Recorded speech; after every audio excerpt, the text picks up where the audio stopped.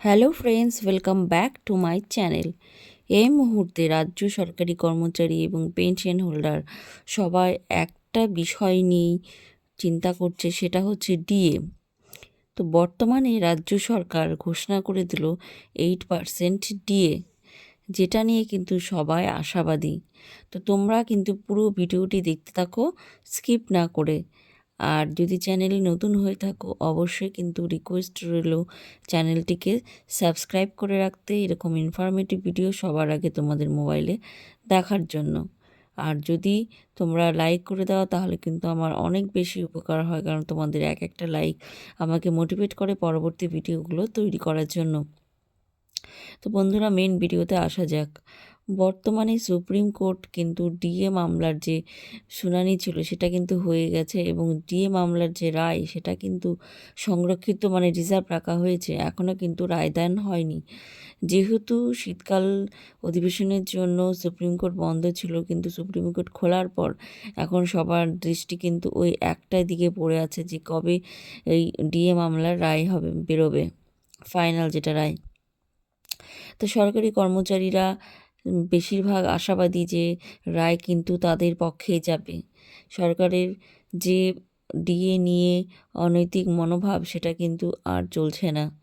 রাজ্য সরকারি কর্মচারীদের ডিএ কিন্তু হকের অধিকার, তাদের কিন্তু ডিএ কিন্তু দিতে বাধ্য।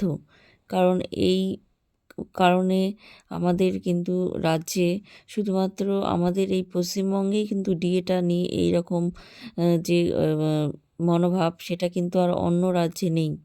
তোমরা দেখবে এইদিকে কেন্দ্রীয় সরকার যে 8 পে কমিশন ঘোষণা করে দিয়েছে, সঙ্গে ডিএ, তার সঙ্গে সঙ্গে কিন্তু আসাম সরকার অলরেডি কিন্তু 8 পে কমিশন লাগু করে দিয়েছে।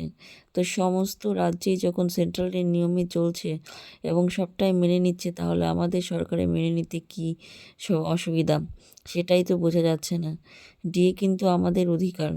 ডিএ যদি না দেয় তাহলে কিন্তু যে মুদ্রাস্ফীতি, যে আমাদের যে দ্রব্যমূল্যে যে দাম যে হারে বাড়ছে, তাহলে কিন্তু সরকারি কর্মচারীদের সেইভাবে কিন্তু করে খাওয়া খুবই কঠিন। তো বর্তমানে তোমরা দেখতে পাচ্ছ প্রত্যেকটি জিনিসের দাম খুবই হাই রেঞ্জে বাড়তে চলেছে। তোমরা সবার কাঙ্ক্ষিত জিনিস সোনার দাম তোমরা দেখতে পেয়েছো কী হারে দামটা বেড়েছে। সেই সূত্রে যদি বলা যায়, একই রাজ্য সরকার কেন্দ্রীয় সরকার, আমরা একই দেশে বাস করার পরে শুধুমাত্র এই রাজ্য কেন্দ্রের ভাগাভাগির জন্য বা ভেদাভেদের জন্য আমরা কিন্তু এক পরিশ্রম করার পরেও আমরা কিন্তু বেতন বা স্যালারি কিন্তু অনেকটাই কম পাচ্ছি। রাজ্যে যেহেতু আমাদের এখনও পর্যন্ত 6 পে কমিশন চালু হচ্ছে, চলছে, সেটা কিন্তু এই 31শে ডিসেম্বর 2025 কিন্তু শেষ হয়ে গেছে অলরেডি। এখন কিন্তু আমাদের হিসেবে দাঁড়ায় আমাদের কিন্তু 7 পে কমিশন চলার কথা, কিন্তু আমাদের সেই বিষয়টা নিয়ে চিঠি দেওয়া হয়েছে, কিন্তু এখনও পর্যন্ত কোনো পজিটিভ ইঙ্গিত আসেনি। যেটুকু বোঝা যাচ্ছে যে সামনে ভোট আছে, সেই ভোটকে মাথায় রেখে সরকার হয়তো ডিএটা আমাদের ডিক্লেয়ার করে দিতে পারে, যতটা সম্ভব বোঝা যাচ্ছে। আর অলরেডি তো ডিক্লেয়ার করেই দিয়েছে যে 8% ডিএ ভোটের আগে আমরা এপ্রিল মাসে পেতে চলেছি।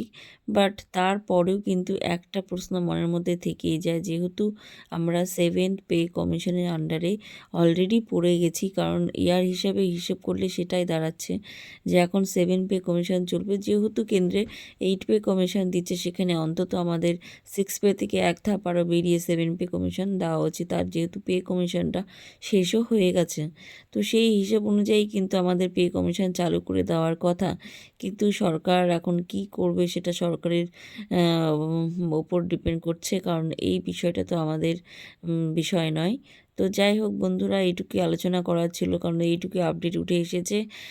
তো তোমাদের যদি ভালো লেগে থাকে ভিডিওটি, অবশ্যই কিন্তু লাইক সাবস্ক্রাইব করে পাশে থেকো। Thanks for watching.